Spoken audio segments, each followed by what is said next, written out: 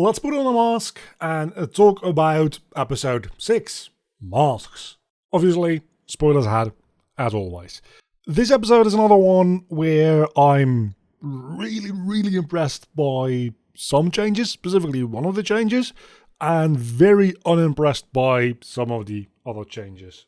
This, for the most part, is just the Zuko backstory episode, while also weaving together some plot threads from the previous episodes and tying them up. So let's start with the Aang bit of the episode and then dive into the Zuko bit a little later, because Aang is really kind of secondary here. Apparently he just flew to the Fire Nation. I meant to talk about this last episode because it ended with a shot of Aang flying to the Fire Nation on his glider instead of Appa. Sorry, no. No, just no. Just that no. Let's move on. The whole Fire Temple thing is rushed, very rushed, because they clearly didn't want to make an entire episode out of that. Sozin's Comet, of course, not being very much of a plot element at the moment, so the reason for Roku and Aang talking is different here. It is because Roku knows some information about Ko, and that information is that he stole a little totem thing from Ko. And the totem is related to the Mother of Faces, something that I also mentioned in the last review. And that gives Ko a little bit more of a motivation, because the thing he's doing is he's stealing faces to get the attention of the Mother of Faces, because that's his mom.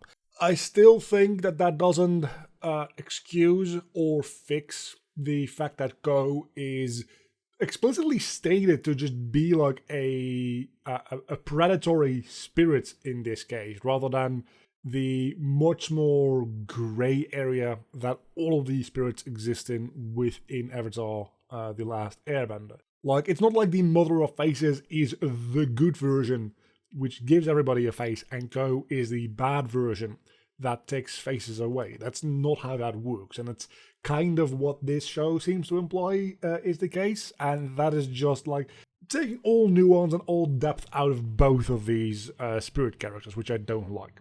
Another thing is Roku, a jokester. He's like joking with Aang. He starts being very angry, and then turns out he was just messing with Aang. Which, where did that come from?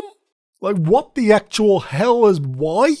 I get that it is because they want to show that different avatars are different people, and Kyoshi was taken way out of proportion with being like a strict maniacal killer. So they went the 180 degrees the other direction. Also taken way out of proportion with Roku being like very laid back and a jokey kind of guy. Roku is almost like Boomy for a moment there. That's how far they take it.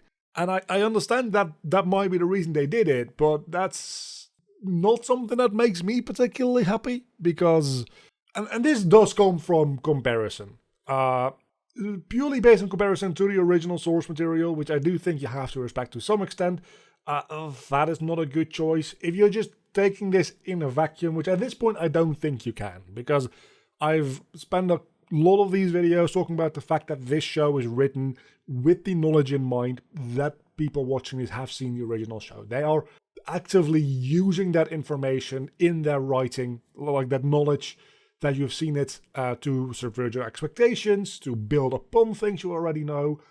So then changing like how an entire character acts is not okay. If there's an entire like from the ground up reimagination, it's fine to change even like a character like that. It's not a main character, it's a supporting character which shows up like 1 or 2 times throughout the series, so changing him somewhat significantly would have been annoying, but okay. But that's not what they're doing. They're very much building upon the knowledge that is already there, and then you can't start changing things significantly. You can change, as I mentioned in the last video, you can change events, you can change plot points, you can change the order of events to a certain extent, you can change some locations. What you cannot do is change the characters and the world building. And at least the characters and part of the world building with like the spirits, but the character here is absolutely getting it's different. And it's different for no good reason, because you could have shown Roku to still be different from Kiyoshi, because Roku still is much more reserved, and he would be more of a diplomat than a warrior compared to Kiyoshi. That is a conversation they literally do have. You don't need to make him like a weird-ass discount boomy in order to accomplish that. Anyway, so at the end of the episode, Aang goes back to Ko, gives him the little totem, gets his friends back, and that's all there is to that. That doesn't really have a proper ending, just tying up that plot thread from the last episode, so next time we can go up to the north, is what I believe will happen. So that brings us to the Zuko half of the episode, which it's not really the Zuko half of the episode, it is the Zuko 70-some% of this episode. And it's the backstory from the storm being told here, which makes sense because we needed that at some point. And last time I said I actually expected the Spirit World to show Aang and Zuko's backstory. I entirely blanked on the fact that we've already seen Aang's backstory play out in real time as he experienced it, instead of through a flashback. So we only really needed the Zuko backstory at this point, and that's what this episode does. So let's get right into that. Ozai, War Room, Zuko speaks up. That's why they have an Agni Kai. That's why he eventually gets banished. They very missed the mark on this. I'm not gonna lie. They missed the mark on every step of the process through the end of his banishment. At which point they do add something very, very cool, which I do really, really like. But every step the way there, they fucking mess up really badly. Firstly, originally, Zuko disrespects Ozai because he speaks out of turn in the war room.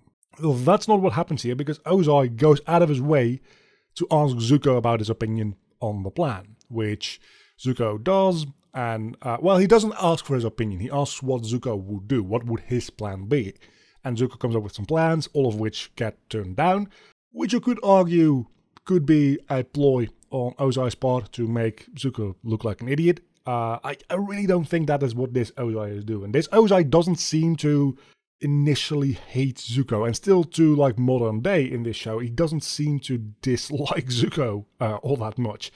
Which goes back to the changing of characters. I'm not a fan of it, but I'm also not as heavily opposed to it as changing Roku into a jokey character.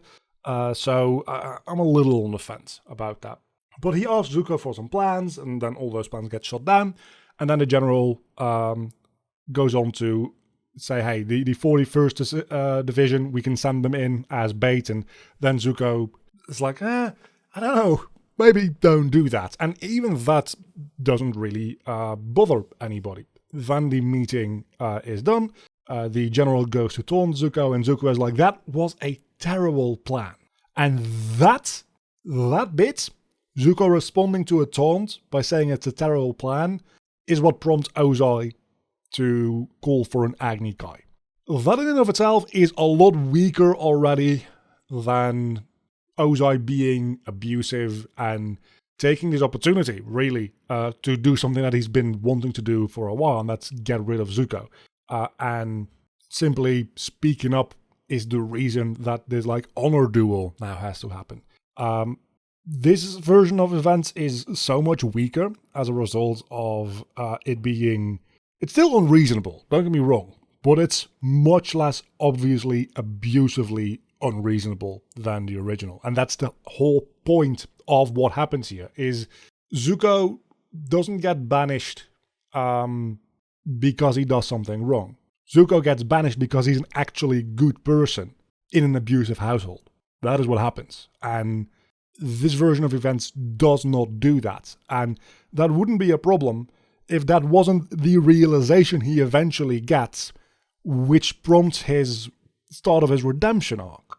So, with this being a weaker setup for that banishment, the eventual turnaround for it is also going to be less powerful. Anyway, in the meantime, Aang gets captured. We do the Blue Spirit stuff. I'm going to skip over that. That's more or less the same as in the original, except a little bit more clunky. It's fine. I don't really mind it. I had fun watching it. It's good. It's kind of nice that we have more episode length here, because this is not much of a combination of episodes. This is just an extended version of an episode with a couple of bits thrown in again to tie up plot threads. So they have a lot more time to talk and just hang out while Aang and Zuko are trying to run away from the soldiers looking for them after the Blue Spirit stuff, which is neat. Aang gets to talk a little bit more. They get to have like actually 2 or 3 lines of conversing rather than Aang just talking and then running away. Zuko, of course, isn't into it at all, and he's still very, very much not immediately like, oh, you're actually a nice guy, let's be friends.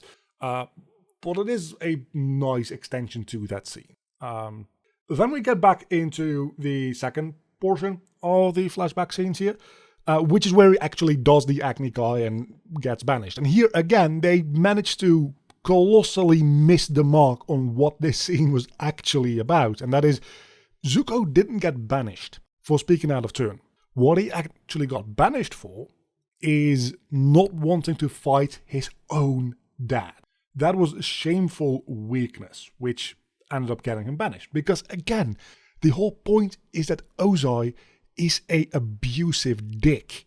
And time after time again in this flashback story is punishing Zuko for being a good person. And that entirely gets lost here. Because, and this is the thing, Zuko fights back in this acne guy. I get that it's a neat action scene, but it absolutely destroys the original point here. Zuko still does get like an opportunity to hit his dad with a like fire blast, and he doesn't do it. But that is a piss poor substitute for not fighting altogether. So then Zuko gets his scar, he gets his face half burned off, and he's recovering, and his dad comes to talk to him, trying to explain that, hey, we sacrifice the weak so that the strong can become stronger. And Zuko says, well, if you always sacrifice the weak, you never give them the opportunity to become the strong, which is a valid point. To which Ozai responds, okay, so I made a mistake, you've gone too soft. So this entire thing isn't about Ozai recognizing that Zuko is not a sadistic maniac and wanting to banish him because of that.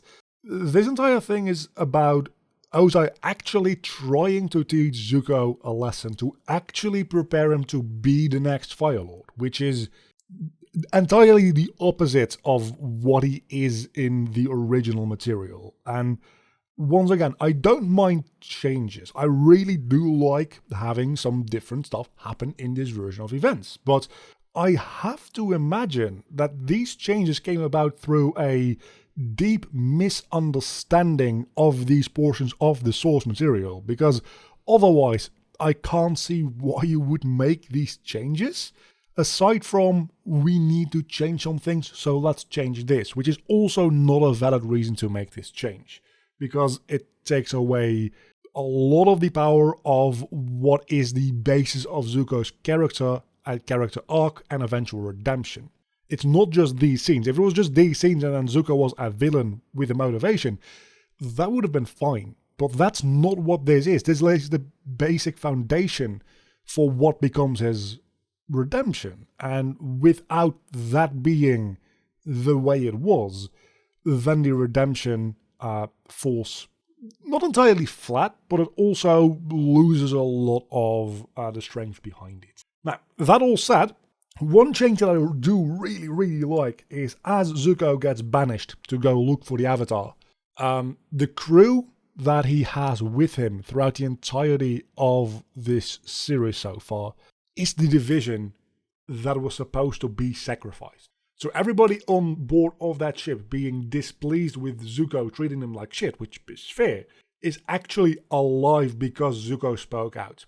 Not only that, they are alive because Zuko spoke out and then did not back down when his dad was like, okay, what did we learn here? He stood his ground for what he stood for, and as a result got banished, and that is what saved that entire crew's life. And the moment they learn that, then Zuko comes back and they pay him respect, which is a immensely powerful scene.